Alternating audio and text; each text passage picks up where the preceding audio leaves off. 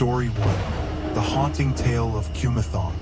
The village of Namsang was nestled among dense, shadowy hills, where strange winds would always make the locals feel cold and uneasy. This village held a legend that no one dared to speak of. For every time it was mentioned, eyes would turn fearful, and the stories were enough to make the children never dare to enter the deep forest at night. It was the story of a man named Fu, a healer in the village who sacrificed everything to possess a KUMATHONG doll, a cursed doll capable of bringing wealth and protection to its owner, but also bringing unimaginable nightmares. Fu, a talented healer but poor, had always longed to change his life. One day, while walking through the market, he overheard a strange story from a mysterious man. The man told him that in a distant village hidden in the forest, there was an old sorcerer renowned for his ability to craft KUMATHONG dolls. These dolls could bring unmatched wealth and power to their owners, but only if the owner was brave enough and knew how to respect them. The story haunted Fu, and he couldn't stop thinking about it. He traveled to the village and met the sorcerer, an old man with silver hair and eyes that seemed to know everything. Fu asked him about the KUMATHONG doll, and the sorcerer led him to a secret room in his house, where many KUMATHONG dolls were arranged in rows, each one with glowing eyes that seemed to be watching everything. The sorcerer explained that the KUMATHONG was not a mere toy, but a gateway to the spirit world. It was crafted by trapping the soul of a deceased child, usually one who died unjustly. The spirit would remain within the doll, providing protection and fortune to its owner. However, the sorcerer also warned that the spirit within the doll was not easy to control. If it wasn't treated with respect, the spirit would grow violent and vengeful, and the owner would have to pay a terrible price. Fu, driven by limitless ambition, ignored the warnings and focused only on the benefits the KUMATHONG could bring. He paid a large sum for the doll, promising to take care of it and treat it well. When Fu brought the KUMATHONG home, he immediately felt a cold, oppressive presence surrounding him. The house, already dark and gloomy, grew even colder, but Fu dismissed it, thinking it was normal since the doll contained the soul of a child. First, everything seemed to go as Fu had hoped. His business flourished, his patients grew in number, and his health improved. However, late at night, he began to hear strange noises coming from the room where the KUMATHONG was placed. At first, Fu thought it was just the creaks and groans of the old house. But then, the sound of a child's laughter began to echo from the room. This wasn't a happy laugh, but a strange, chilling, and eerie giggle.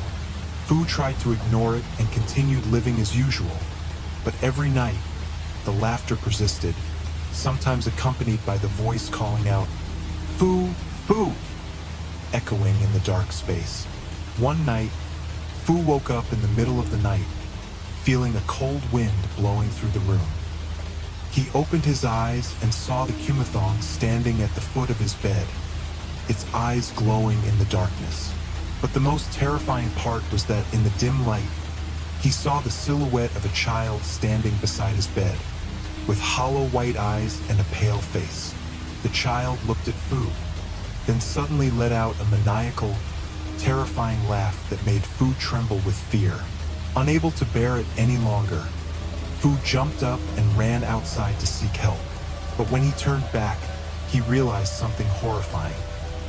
The entire house seemed to have vanished in a thick fog, and the KUMATHONG was still there, its eyes glowing like fire, staring at him. Fu returned to the sorcerer's house and recounted everything. The sorcerer looked at him with regretful eyes. "The spirit in the KUMATHONG is not something easily controlled," he said.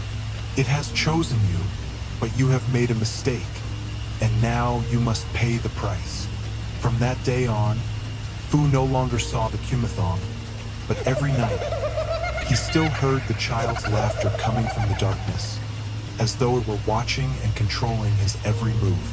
Eventually, those around him began to tell stories that whenever they went near Fu's house at night, they would hear the laughter of a child echoing from within, as though the spirit inside the Kumathong had become an inseparable part of Fu, and no one could save him from the price he had paid for meddling with the spirit world.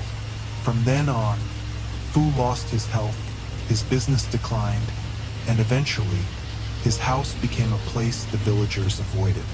No one dared to go near it, for everyone knew that inside that house, a restless spirit remained, eternally haunting anyone who dared to disturb its world.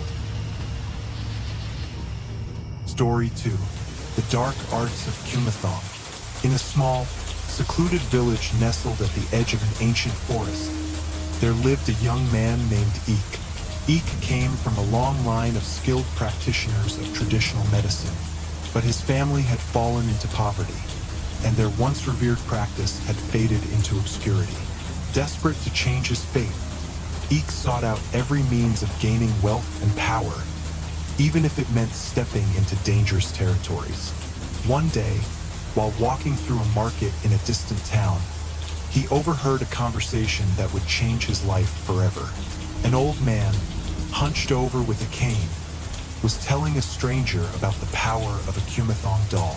This doll, the old man claimed, could grant its owner immense wealth, success, and protection. But there was a price to pay. The doll was created by trapping the soul of a dead child, usually one that had died tragically or violently. The spirit of the child would remain bound within the doll, bringing blessings to the one who owned it, as long as the owner respected and cared for it properly. However, if the owner mistreated the doll or failed to follow the proper rituals, the spirit would grow vengeful and would haunt and torment the owner until they were destroyed. Intrigued by the promise of fortune and success, Eek sought out the old man and learned that the Kumathong doll was crafted in a hidden village deep within the forest. There, a mysterious monk known only as the Master created these dolls through forbidden rituals that involved the soul of a child. The monk had been performing this dark magic for decades, and those who sought the Kumathong came to him from all over, willing to pay whatever price was required. Eek was determined. He gathered all the money he had and traveled to the remote village. When he met the master, the monk's eyes gleamed with an unsettling intensity, as though he could see deep into Eek's soul. The master led Eek into a dimly lit chamber, where dozens of Kumathong dolls sat on shelves, each one with eyes that seemed too alive for an inanimate object. The room smelled of incense and something far more sinister, a heavy, suffocating air that made Eek's skin crawl. The master explained the process to Eek. To create a Kumathong, the soul of a child must be bound into the doll through an intricate and dark ritual. The child's spirit would become dependent on the owner for sustenance, offering blessings in return for care and reverence. However, the master cautioned that if Eek failed to fulfill the rituals or neglected the doll, the spirit would grow angry, and its vengeance would be swift and merciless. Eek, filled with greed and ambition, ignored the warning. He paid the master, took the Kumathong, and returned to his village. First, everything seemed to go perfectly. Eek's medical practice flourished, patients came from all over, and his financial situation improved dramatically. He felt invincible, protected by the power of the Kumathong. But soon, strange things began to happen. At night, Eek would hear the sound of children laughing from within his house. The laughter wasn't cheerful. It was hollow, filled with malice.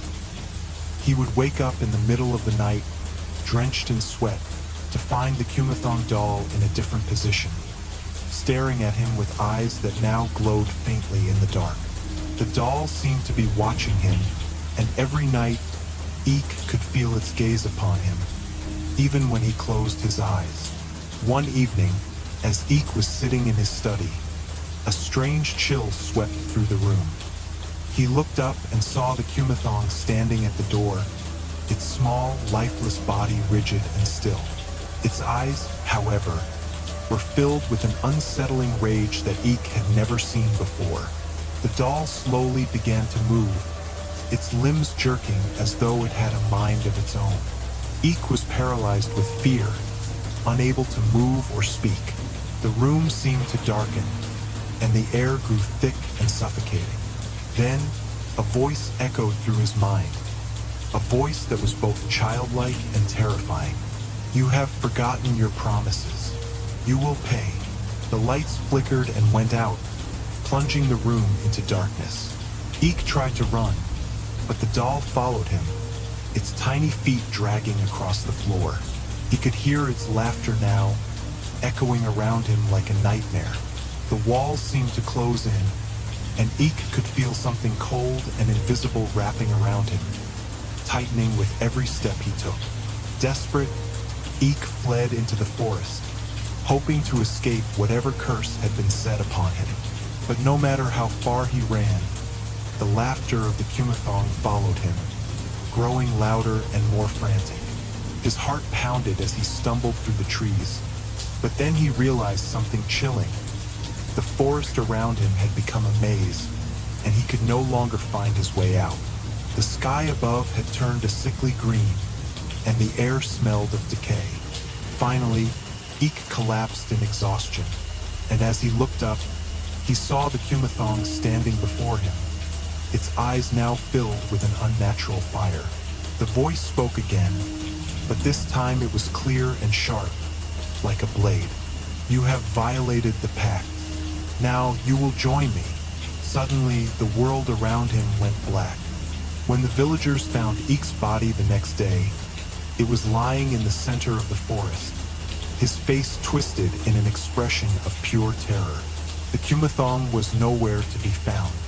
But from that day forward, the villagers claimed to hear a faint, ghostly laughter echoing through the trees at night, and some said they saw the silhouette of a small child in the distance, watching them with eyes full of rage. Eek's fate became a grim reminder to those who sought power through dark arts. The cost of meddling with forbidden forces could never be avoided. The KUMATHONG, once a source of wealth, had claimed another victim, and the spirit within it would continue to haunt anyone foolish enough to forget the price of tampering with the world of the dead. Story 3. The scary legend about the KUMATHONG doll. This story begins on a stormy night, with torrential rain that seemed to swallow up the entire small village nestled among the dense hills. The fierce storm raged for hours, accompanied by chilling winds that swept through the houses, muting every sound. The villagers, who had long grown accustomed to the eerie quiet of the night, felt that something was wrong that evening. There was a heavy, strange feeling in the air, as though the stillness was hiding something dark, something unseen. Just a few miles outside the village, a haunted old house stood alone atop a hill, a place everyone avoided due to the strange stories surrounding it. The house was known as the Doll House, and everyone who had ever ventured near it felt a chilling, unnerving presence. It was an abandoned home with no apparent owner, but rumors had long circulated about a mysterious doll kept inside. One that was said to have the ability to peer into a person's soul and curse anyone who touched it, causing them to pay with their lives. The house had once belonged to a woman named Nalin, a somber and solitary figure who had been haunted by the loss of her daughter. Many years ago, her child had tragically died in an accident, leaving Nalin overwhelmed by grief. Unable to accept the loss, she turned to dark rituals, seeking ways to bring her daughter's spirit back. After months of searching, Nalin was led to an ancient temple, where a mysterious sorcerer performed a dark ceremony to create a KUMATHONG doll. This doll would trap the soul of the dead child within it, but also carry an ominous power, granting its owner untold strength. Once the ritual was completed, Nalin brought the KUMATHONG doll back to her home, placing it in her daughter's room, where memories of the child still lingered. However, after the soul of her daughter returned, everything began to change. The KUMATHONG doll didn't simply hold her daughter's spirit. It began to harbor a dark, malevolent force. No longer a mere doll, it started to move, shifting positions around the room on its own, causing Nalin to sense that the soul trapped inside was no longer just her child. It was something far darker. Soon, eerie stories began to spread through the village. People said that on stormy nights, you could hear the sound of a child's laughter coming from the house, or sometimes a voice calling, "Mom," from the room where the doll sat. But whenever anyone dared to check, they would only find the KUMATHONG doll sitting silently in the corner, its eyes glowing eerily, watching with an unsettling intensity. Those who had ventured near it all claimed to feel a strange presence, as though something was watching them from the shadows. One stormy evening, as the wind howled and the rain fell like a torrential flood, a group of young friends, skeptical of the ghost stories, decided to explore the infamous house. They didn't believe the rumors, thinking they were just exaggerations born from fear. So, they boldly walked through the crumbling gate and into the abandoned house, ready to uncover the truth. The house was dark and cold, its walls covered in dust and cobwebs, as if time itself had stopped there. But the deeper they went, the more they felt an eerie heaviness in the air, as though something was waiting for them. When they entered the main room, they saw the KUMATHONG doll sitting there, its eyes glowing brightly like neon lights. It was not just a doll, it seemed to be watching them, waiting.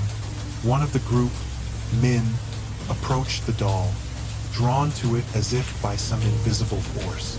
Suddenly, the doll's eyes shifted, following Min's every movement with an unnatural intensity.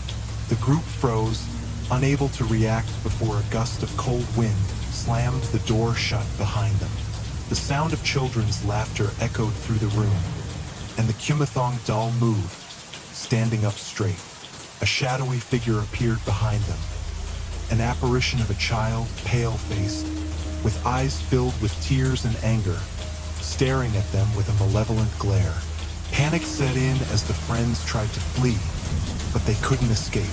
A voice echoed in their heads, cold and threatening. "You cannot escape. The soul within the KUMATHONG will never let you leave." When the authorities arrived the next morning to investigate, the house was completely silent. The group of friends had vanished without a trace. The only thing left was the KUMATHONG doll, still sitting in the room, its eyes glowing as if waiting for the next intruders. The house, along with the KUMATHONG doll, remained a cursed place, a warning to anyone who dared approach. The villagers still spoke of the eerie laughter and the shadowy figure of the lost child, and if anyone ever ventured too close, they would understand the terrifying truth about the price of disturbing a trapped soul.